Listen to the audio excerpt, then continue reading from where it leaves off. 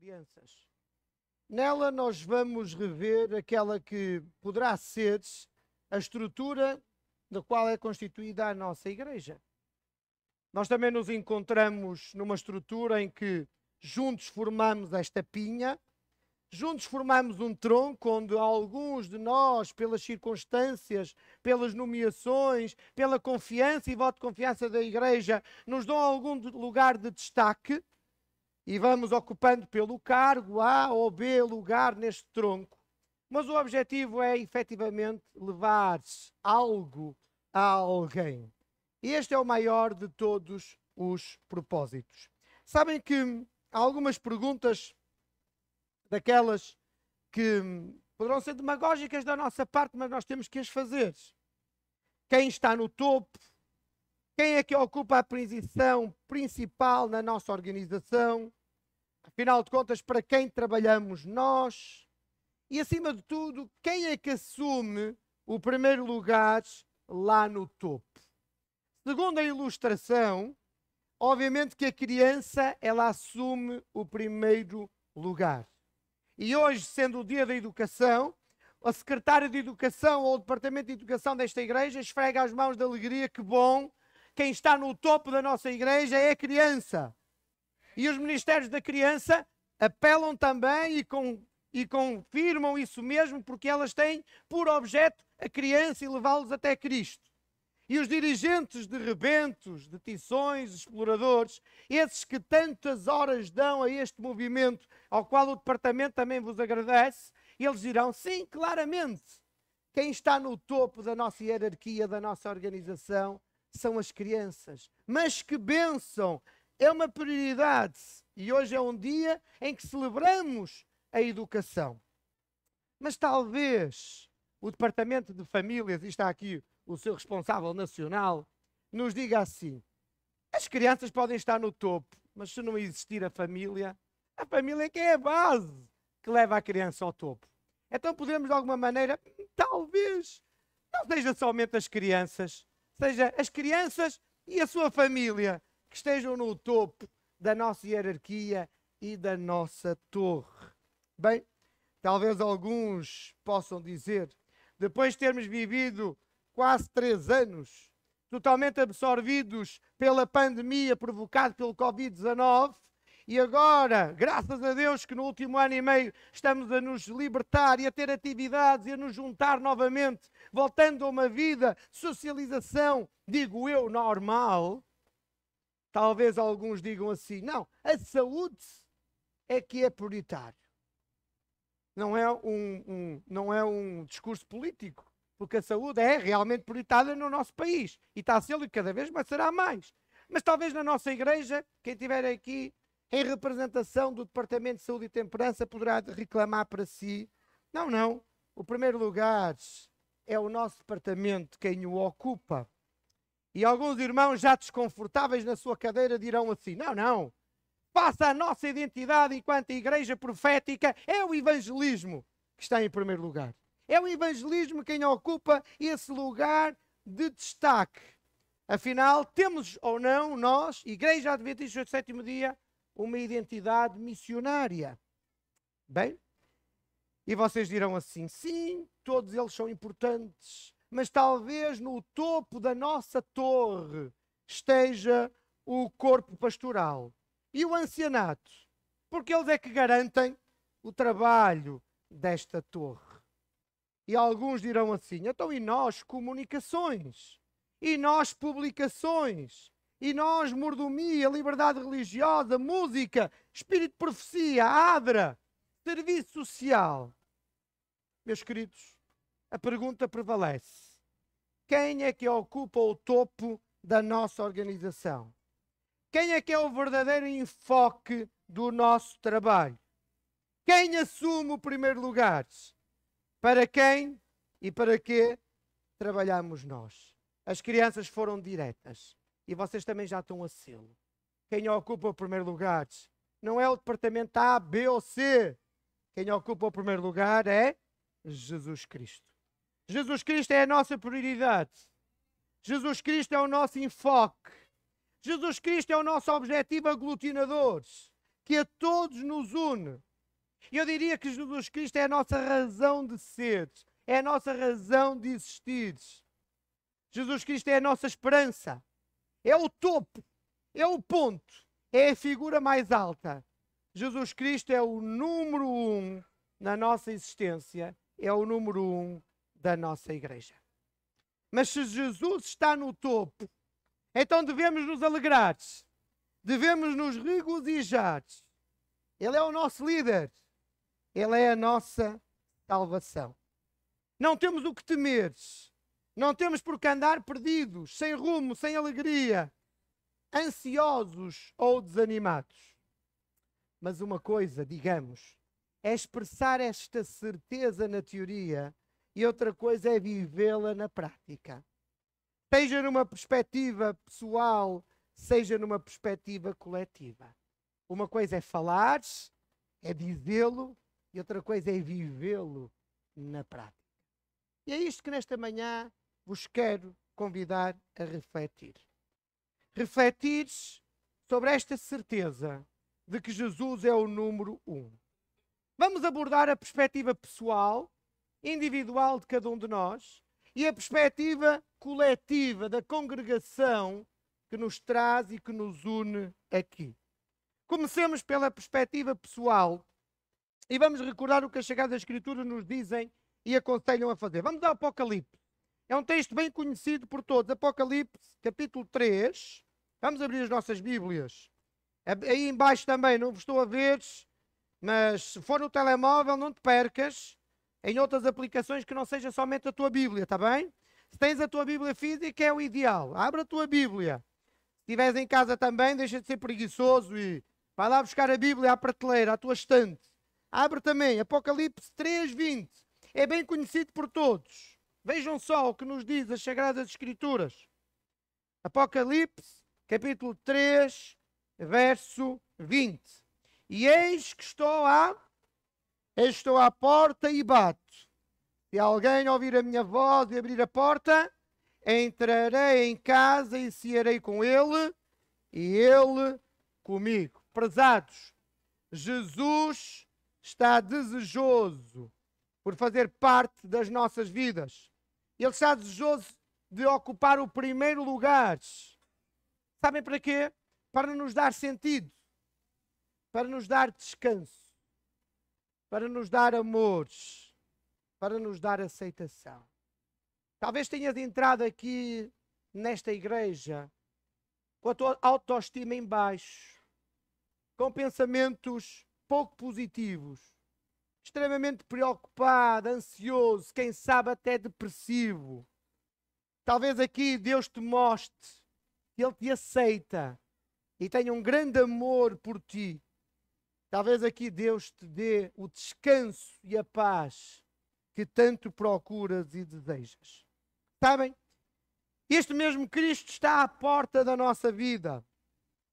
A decisão é nossa de lhe estendermos a mão e lhe darmos o nosso coração.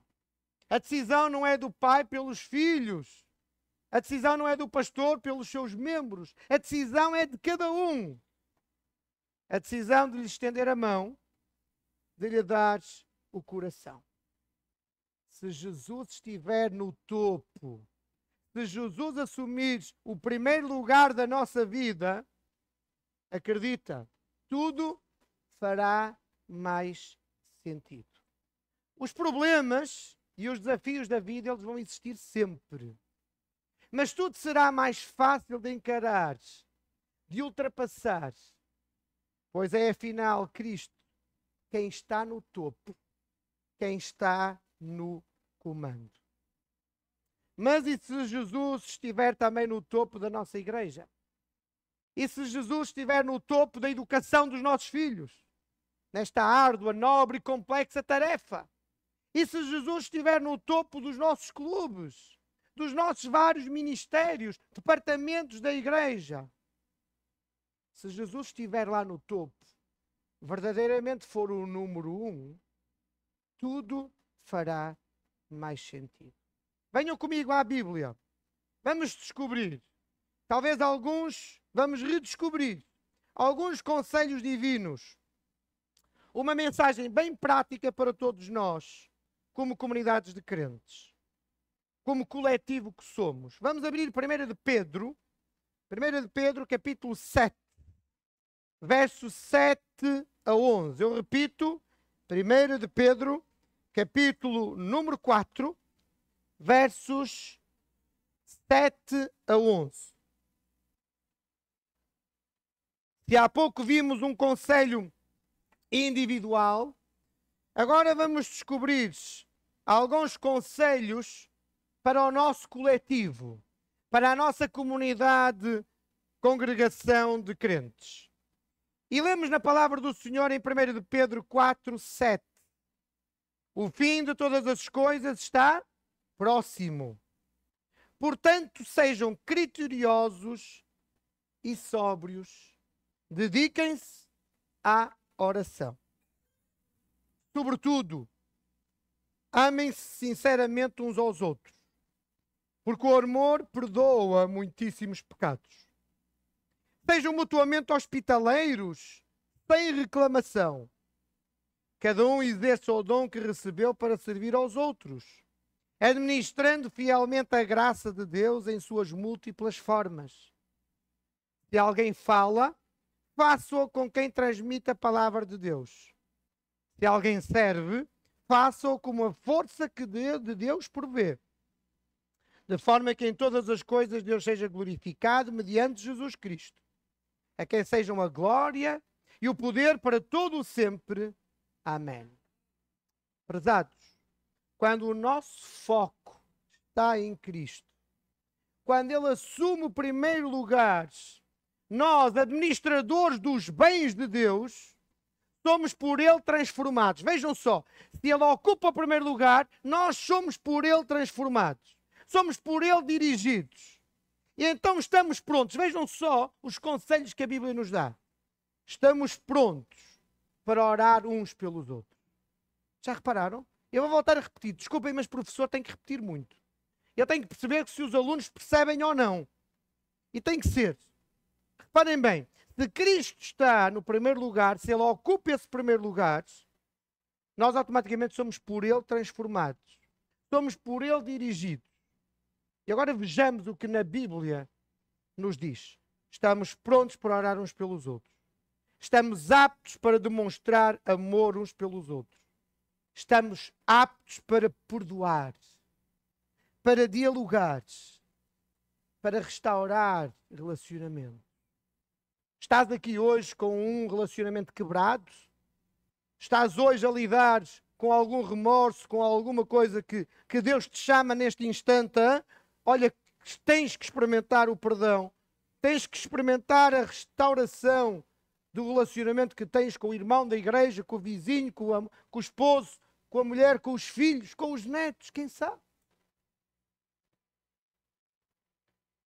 Se Cristo ocupa o primeiro lugar, se por Ele somos transformados e orientados, nós estamos receptivos a acolher e a aceitar o outro sem murmuração.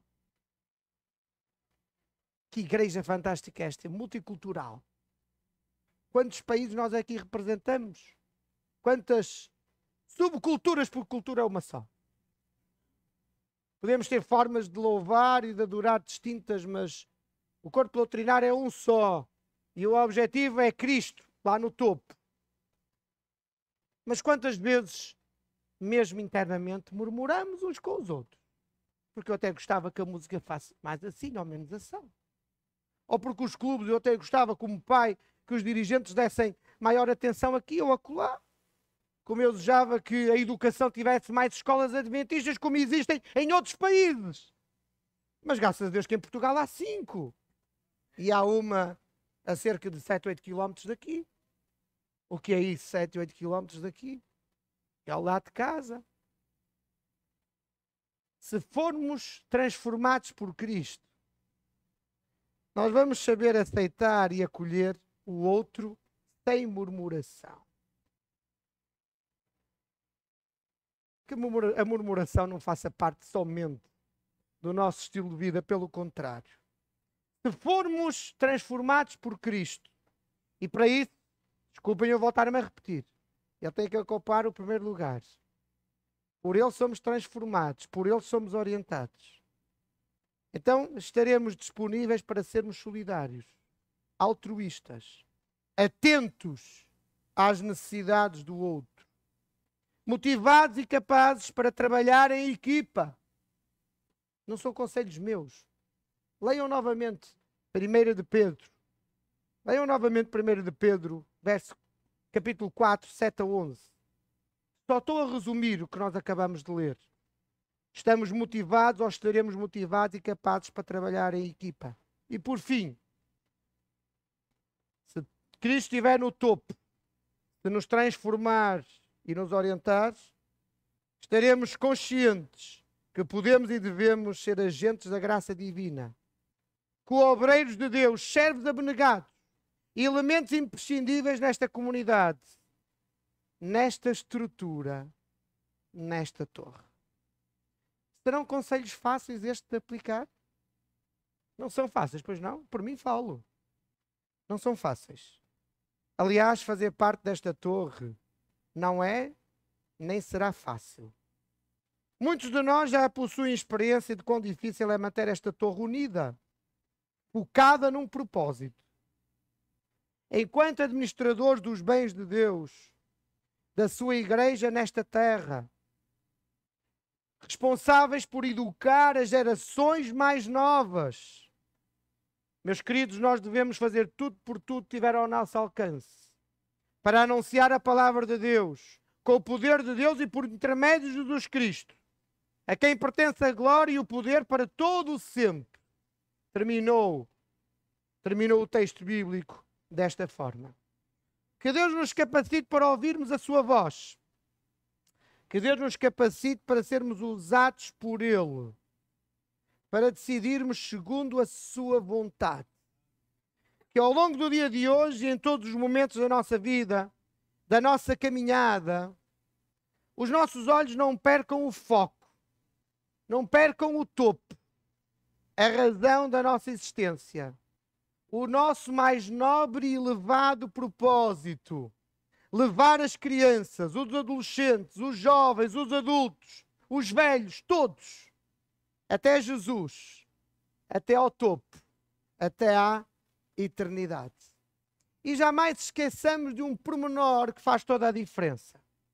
É que nesta caminhada, nesta viagem rumo à pátria celestial, e as nossas crianças foram claras logo a identificar qual é o propósito. Caminhada até ao céu. Jamais esqueçamos que estamos juntos nesta viagem até à Canaã celestial. A grande pergunta é esta: mas quem é que irá? Iremos todos. Iremos todos nós. Crianças, jovens, adultos, velhos, todos nós. Este é um slogan de um quinquênio. Mais do que isso, tem que ser o desejo, a expressão máxima da nossa identidade. Voltemos a Êxodo. Ao longo deste quinquênio, através dos sermões do Presidente da União, ele nos tem convidado. Desculpem fazê-lo novamente, mas é extremamente importante o fazermos. Irmos a Êxodo capítulo número 10. Êxodo capítulo número 10, verso 7 em diante. É um texto que nos justifica aquilo que, mais do que meras palavras, tem de ser um sentimento puro, honesto e uma decisão de cada um. Queremos um dia estar no céu. Não somente alguns. Queremos estar todos. E olhem só para este texto bíblico. Êxodo capítulo 10, a partir do verso 7.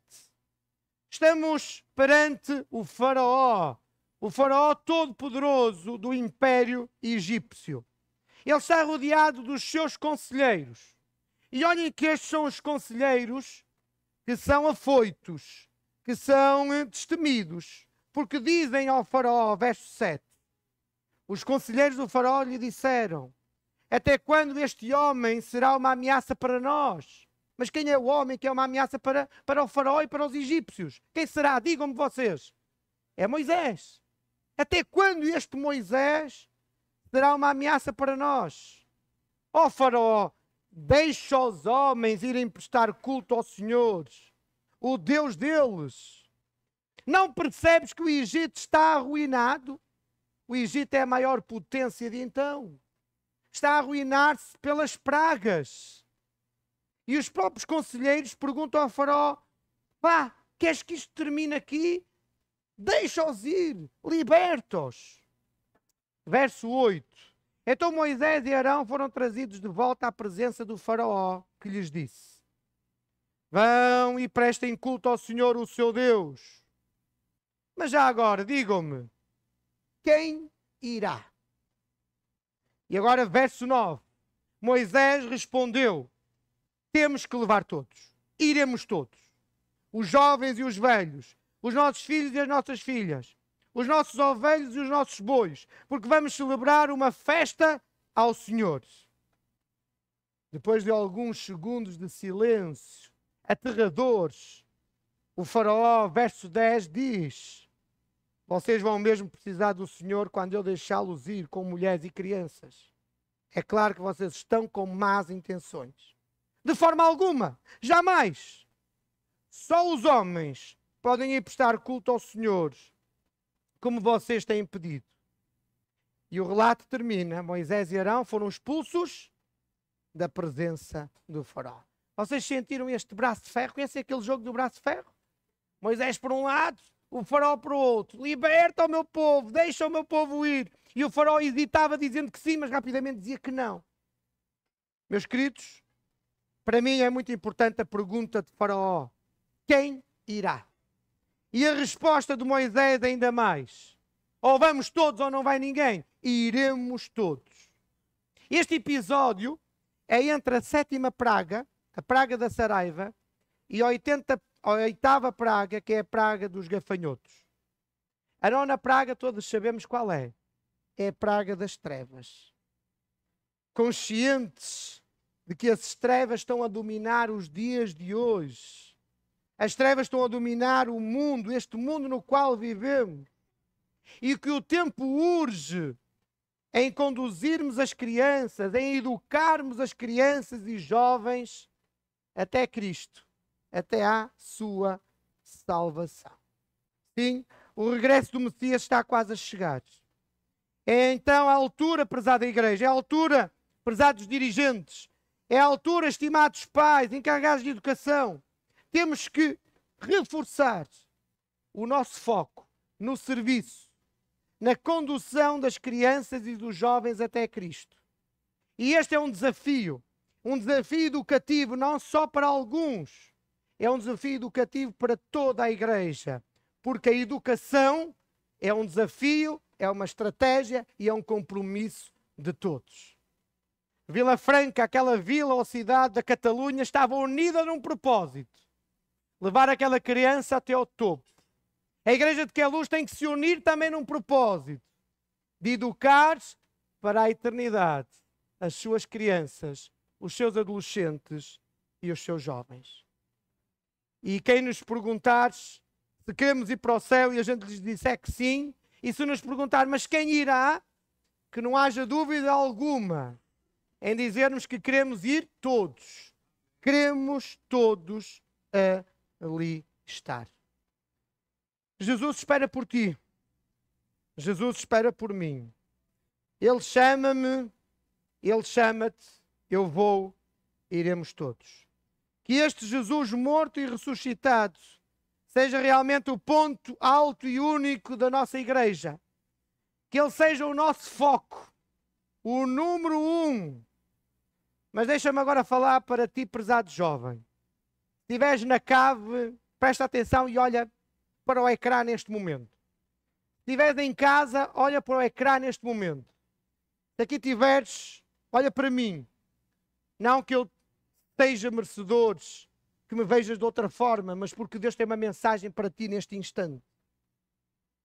Jesus quer que tu lhe entregues o teu coração. Será que tu vais estender a tua mão? Prezado e amado Pai, graças, Senhor, pela resposta desta tua igreja.